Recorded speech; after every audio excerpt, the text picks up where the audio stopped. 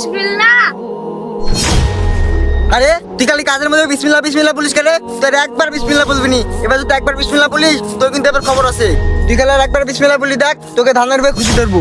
আমি বিসমিল্লাহ বলবো, কারণ বিসমিল্লাহ বললে আল্লাহ তাআলা কাজ সহজ করে দেয় এবং কাজে বরকত বাড়িয়ে দেয়। আমি মুসলিম হিসেবে প্রতিটা কাজের শুরুতেই বিসমিল্লাহ বলবো। আপনি আমাকে যাই বলেন না কেন, আমি প্রতিটা কাজের শুরুতেই বিসমিল্লাহ বলবো।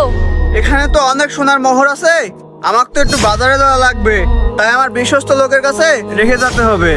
আরে তোদের কাজের কি অবস্থা? আর কতক্ষণ লাগবে কাজ করতে? কাজ শেষ করে আমার বাসা থেকে মজুরিটা নিয়ে আসিস। এই তো মালিক, শেষের পথেই। এই আমি একটু বাজারে যাবো, তো আমার বাজার একটু কাজ আছে। এই ব্যাগে আমার মহামূল্যবান জিনিস আছে, তুই রেখে দে, আমি তোর থেকে এসে আবার নিবো। ঠিক আছে মালিক, আপনার নিশ্চিন্তে থাকুন। বিসমিল্লাহ। অনেক, আমি কাজ করতে তো হাঁপায় গেছি, চোখে মুখে পানি দিয়ে আসি।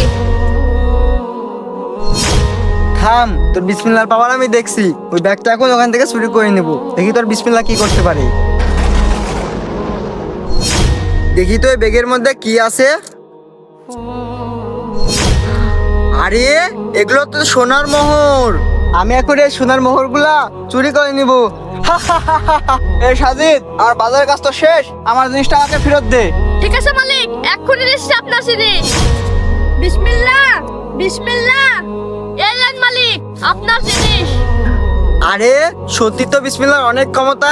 আমি তোর কাছ থেকে ওটা চুরি করে নিয়েছিলাম, ওর পকেটে আবার গেল কিভাবে? হে আল্লাহ, তুমি আমাকে মাফ করে দাও, আমি আর এমন ভুল করব না। আমিও এখন থেকে প্রতিটা কাজের শুরুতেই বিসমিল্লাহ বলবো।